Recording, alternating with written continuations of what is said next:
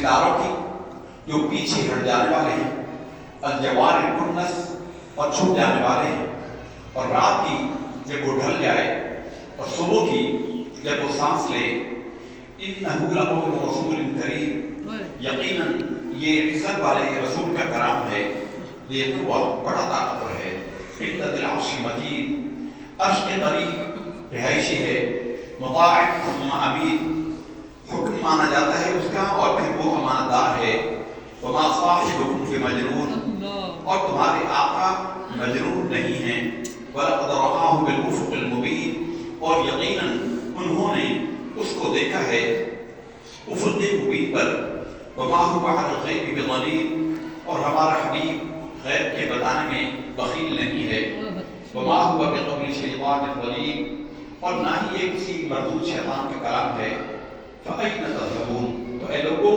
کہاں بھاگے جاتے ہو، إِنْ هُوَ إِلَّا ذِكْرٌ لِلْعَالَمِينَ، یہ تو نصیحت ہے تمام جہانوں کے لیے، لمن شاء منکم ان یستقیم، اور اس شخص کے لیے جو سیدھے راستے پر قائم رہنا چاہے، وما تشاءون الا ان یشاء اللہ، تمہارے چاہنے سے کیا ہوتا ہے سوائے اس کے جو اللہ چاہے، رب العالمین، تمام جہانوں کا پروردگار ہے۔ درود شریف اللهم صل وسلم على سيدنا ومولانا محمد۔ اللہ کے فضل اور اس کی توفیق سے ہم نے سورہ یوسف شریف سے پہلے مکمل کی ہے، اس میں بڑے عبرت آموز واقعات تھے، ان میں بے شمار سبق ہیں، کچھ کو ہم نے بیان کیا ہے، لیکن اس کے اسباب ہیں وہ بے انتہا ہیں۔ اس میں تصوف کے بھی بے شمار مسائل بیان کیے گئے تھے، اور زندگی گزارنے کے اور اللہ کے رحمتوں کے صبر کے فضائل، بے شمار واقعات میں بے شمار اسباب ہیں۔ ان فی ذلک لعبرۃ لأولی الابصار، بڑے سبق ہیں آنکھ والوں کے لیے۔ پھر اس کے بعد آج ہم نے آخری پارے کی سورہ تکویر کو پڑھا ہے۔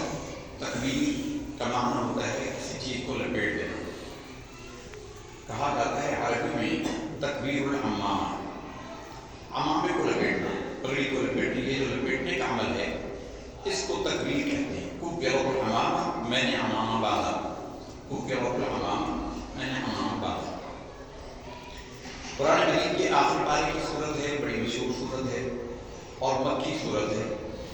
مکی صورتوں کے الگ سبق، الگ اس کے مضمون ہیں، الگ مضمون ہیں، الگ مزاج ہے، الگ اسلوب ہے۔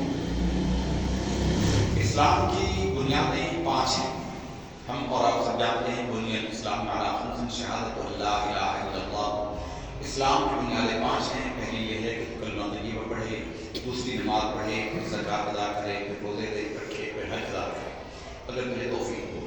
یہ 5 اسلام کے ارکان، اور اسلام کہتے ہیں عمل کو، اور ایمان کی بنیادیں 3 ہیں۔ ایمان کے عقائد میں وہ 3 ہیں، اسلام کی بنیادیں 5 ہیں، ایمان کی بنیادیں 3 ہیں۔ قرآن مجید اور قرآن حکیم میں اکثر جگہ پر ایمان اور اسلام کو ایک دوسرے کے مترادف بیان کیا گیا ہے، ایک دوسرے کے یعنی ایمان کو اسلام کہا گیا ہے، ایمان کو اسلام کہا گیا ہے، لیکن قرآن مجید اور قرآن حکیم میں ایک جگہ اس کو ڈیفائن بھی کیا گیا، الگ بھی کیا گیا ہے۔ قرآن مجید میں سورہ حجرات میں اللہ رب العزت ارشاد فرماتا ہے، اور الاعراب آمنا، دیہاتی آپ کے پاس آتے ہیں، وہ کہتے ہیں کہ ہم ایمان لائیں، اور الاعراب قالوا آمنا، قل اے حبیب تم ان کو فرما دو، لم تؤمنوا، ابھی تم ایمان نہیں لائے، ولکن قولوا اسلمنا، لیکن یہ تم کہو کہ ہاں تم نے اسلام قبول کر لیا۔ ابھی اس جگہ پر قرآن مجید میں اسلام اور ایمان کے فرق کو بیان کیا گیا ہے، یعنی اسلام ایک الگ چیز ہے، ایمان ایک الگ چیز ہے، اگرچہ ایک دوسرے کے لیے لازم و ملزوم ہے، یعنی ایمان کہتے ہیں ماننے کو اور اسلام کہتے ہیں عمل کو۔ اور قرآن مجید میں اللہ رب العزت نے یہی اسلوب اختیار کیا ہے، الا الذین آمنوا وعملوا الصالحات، ان الذین آمنوا وعملوا الصالحات، جگہ جگہ قرآن مجید میں ایمان کو عمل صالح کے ساتھ مقید کیا ہے۔ یہ ایک کلامی بحث ہے، علماء کرام کے درمیان بحث ہے، حاصل کلام یہ ہے، ایمان مجرد ایک چیز ہے، مطلقاً ایک چیز ہے۔ ایک شخص ایمان لے آیا اور اس نے کوئی بھی عمل بھی نہ کیا ہو کو عمل کی مہلت نہ ملی یا مجبور ہو گیا، کسی وجہ سے وہ عمل نہ کر سکا اور وہ مر گیا، تو انشاءاللہ وہ جنتی ہے۔ مدار ایمان، مدار نجات ایمان ہے، مدار نجات ایمان ہے۔ غزوہ احد کا واقعہ ہے، ایک دیہاتی مدینہ طیبہ کے رہنے والے، وہ مسلمان نہیں تھے، لیکن ان کی قبائلی عصبیت نے، تعصب نے ان کو مجبور کیا، اور نبی کریم صلی اللہ علیہ وسلم جب قریش کے مقابلے میں صف آرا ہوئے، آپ نے لشکر آراستہ کیا، تو یہ کھجوریں کھا رہا تھا۔ اس نے جھولی میں کسی کرتے کے دامن کو اٹھایا ہوا تھا اور اس میں کھجوریں تھیں اور کھجوریں کھا رہا تھا۔ اس نے کہا کہ اے محمد صلی اللہ علیہ وسلم، یہ مکہ والے ہم مدینہ والوں سے آپ سے لڑنے آ گئے؟ میری غیرت یہ گوارہ نہیں کرتی کہ مدینہ والوں سے مکہ والے لڑنے ہیں تو ہم نہیں لڑ رہے ہیں، اس لیے میں آپ کی حمایت میں لڑنا چاہتا ہوں۔ نبی کریم صلی اللہ علیہ وسلم نے ارشاد فرمایا کہ کیا تم مسلمان ہے؟ اس نے کہا نہیں، میں مسلمان نہیں۔ حضور نے فرمایا کہ پھر ہم مسلمان کے سوا کسی سے مدد نہیں لیتے، ہمیں دیکھ مدد کی حاجت نہیں ہے۔ اس نے کہا کہ اچھا، اگر میں کلمہ پڑھ لوں تو پھر کیا ہوگا؟ تو آپ صلی اللہ علیہ وسلم نے فرمایا کہ اگر تو کلمہ پڑھ لے اور تو جنگ کرے، پھر ہم تیری مدد کریں گے، تو لڑکا ہوا شہید ہو جائے تو سیدھا جنت میں جائے گا۔ تو اس نے کہا کہ آپ صلی اللہ علیہ وسلم، میرے اور جنت کے درمیان صرف یہ کھجوریں ہی رہ گئی؟ یہ کہہ کر اس نے کھجوریں پھینکی، تلوار لی اور دشمنوں میں جا پڑا، اور بغیر ایک بھی نماز پڑھے، ایک بھی روزہ رکھتے، لڑتے لڑتے لڑتے وہ شہید ہو گیا۔ بغیر عمل کی سرکار نے فرمایا کہ سیدھا جنت میں گیا۔ تو مدار نجات ایمان ہے، اور ایمان کی تین بنیادیں، ایمان کی تین بنیادیں ہیں: توحید، رسالت اور آخرت۔ توحید یعنی اللہ کا ایک ماننا، محمد صلی اللہ علیہ وسلم کو اللہ کا رسول ماننا، اور مرنے کے بعد کی زندگی پر ایمان رکھنا، یہ ایمانیات کی تین بنیادیں ہیں۔ پھر آگے اس کی فروعات ہیں، اس کی برانچز ہیں، اس کی شاخیں ہیں، لیکن بنیادیں کے تین ہی ہیں۔ اچھا، سب سے زیادہ جو انسان کو حیران کر دینے والا عقیدہ ہے وہ آخرت کا عقیدہ ہے۔ اللہ کو مشرکین مکہ مانتے تھے، اللہ کو سب خداؤں کا بڑا خدا مانتے تھے۔ وہ کہتے تھے، قرآن مجید میں اللہ رب العزت نے خود ارشاد فرمایا، قل لمن ما فی السماوات و ما فی الارض قل للہ، اے حبیب تم ان سے پوچھو کہ یہ زمین و آسمان اور اس کے مابین جو کچھ ہے کس کا ہے؟ ضرور کہیں گے اللہ کا ہے۔ اللہ کو مانتے تھے، سب خداؤں کا بڑا خدا مانتے تھے۔ ہمارے زمانے میں مشرکین مکہ سے مشابہ قوم ہے ہندوستان کے رہنے والے، ہزاروں خداؤں کے ماننے والے، ہر چیز کا خدا ان کا الگ ہے، دیوی دیوتا ہے ان کے، ہر شے بھگوان ہے، چوہا بھی ان کا خدا ہے، بندر بھی ان کا خدا ہے، تو اللہ معاف فرمائے جہالت و گمراہی کی، مٹی بھی ان کی خدا ہے، پتھر بھی ان کا خدا ہے۔ لیکن ہندوؤں کے ہاں بھی جو اصل خدا کا تصور ہے وہ ایک ہی ہے۔ ہندوؤں کے لاکھوں خداؤں کے باوجود، بھگوانوں کے باوجود، آپ سے ہندو سے پوچھے پڑھے لکھے سے، وہ کہے گا ایشور ایک ہے، اللہ کو وہ ایشور کہتے ہیں، اور ایشور ان کے ہاں بھی ایک ہے۔ یعنی بدترین عقیدے والا بھی اللہ کو بہرحال مانتا ضرور ہے اور ایک ہی مانتا ہے، اللہ کو مان رہے ہیں۔ اسی طرح نبی کریم صلی اللہ علیہ وسلم کو اللہ کا نبی اور رسول اگرچہ نہیں مانتے تھے، لیکن ان کو صادق الوعد الامین مانتے تھے۔ چنانچہ مشہور واقعہ ہے کہ جب بیت اللہ شریف کی عمارت گر گئی سیلاب میں اور نئے سرے سے تعمیر کیا، یہ آپ صلی اللہ علیہ وسلم کی حیات ظاہری کا 35واں سال تھا، یعنی ابھی آپ نے اعلان نبوت نہیں فرمایا تھا، 40 سال میں آپ نے اعلان نبوت فرمایا ہے، تو 35واں سال تھا۔ بیت اللہ شریف کی عمارت تعمیر کی، جب حجر اسود رکھنے کا موقع آیا تو ان کے درمیان جھگڑا پڑ گیا۔ ہر قبیلہ یہ چاہتا تھا کہ حجر اسود کو ہم رکھیں، حجر اسود جنتی پتھر ہے، اس کی فضیلت کو جانتے تھے، ہر ایک کی خواہش اور آرزو تھی کہ وہ حجر اسود کو بیت اللہ شریف کے اندر رکھیں۔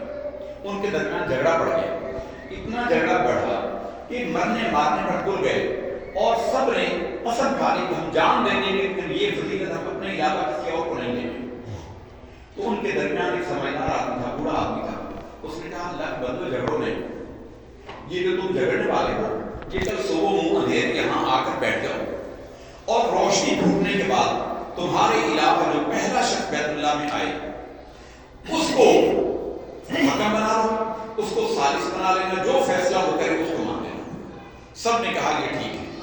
چنانچہ سحری کے وقت میں سارے آ کر بیٹھ گئے اور انتظار کرنے لگے کہ روشنی ڈھونڈے تو پہلے کون آتا ہے دیکھتے ہیں، جو فیصلہ وہ کرے گا ہمیں منظور ہوگا۔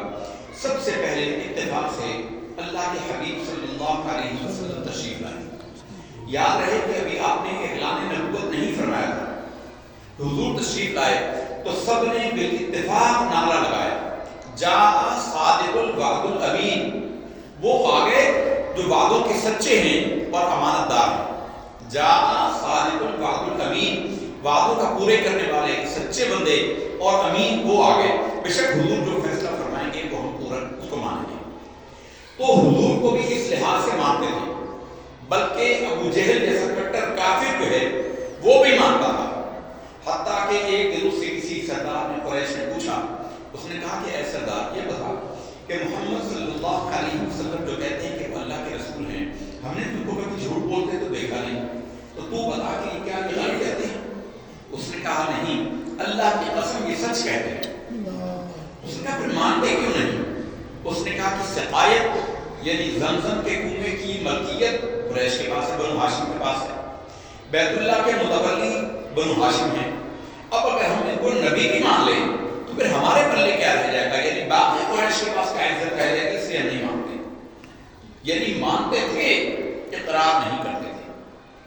کعب بن اشرف کا بھی یہ واقعہ ہے، یہودیوں کا بھی یہ واقعہ ہے۔ قرآن مجید میں اللہ رب العزت نے فرمایا ہے فَلَمَّا وَكَانُوا مِن قَبْلُ يَسْتَفْتِحُونَ عَلَى الَّذِينَ كَفَرُوا، رسول اللہ صلی اللہ علیہ وسلم کی تشریف آوری سے پہلے حضور کے وسیلے سے وہ فتح و نصرت کی دعائیں کیا کرتے تھے، لیکن جب رسول اللہ آ گئے فَلَمَّا جَاءَهُمْ، پھر جب وہ ان کے پاس تشریف لے آئے، مَا عَرَفُوا، جن کو یہ پہچانتے تھے، کفروا بھی، ان کا انکار کرتے تھے۔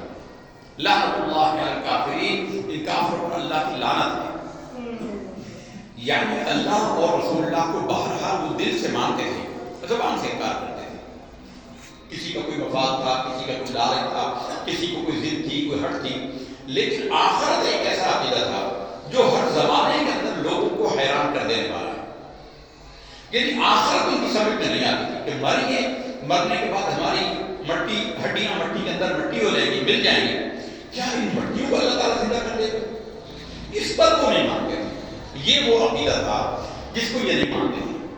فلہذا قرآن مجید میں سورہ یاسین شریف کے اندر اللہ نے بیان کیا، اصل رسول اللہ صلی اللہ علیہ وسلم بیت اللہ شریف کے ارد بیٹھے ہوئے تھے اور ایک شخص آیا، وہ کہیں سے باہر سے آ رہا تھا، اسے کسی مرے ہوئے انسان کی ہڈیاں ملی، وہ سیدھا ہڈیاں جو کہ پرانی کوئی 100 سال پرانی، 200 سال 400 سال پرانی ہڈیاں ملی۔ اس نے ان ہڈیوں کو پکڑا اور حضور کے پاس آیا اور کہا ان کو نا یوں مسل کر کے وہ راکھ بن گئی، مٹی بن گئی، ان کو ہوا میں اڑا دیا اور کہا کہ اے محمد صلی اللہ علیہ وسلم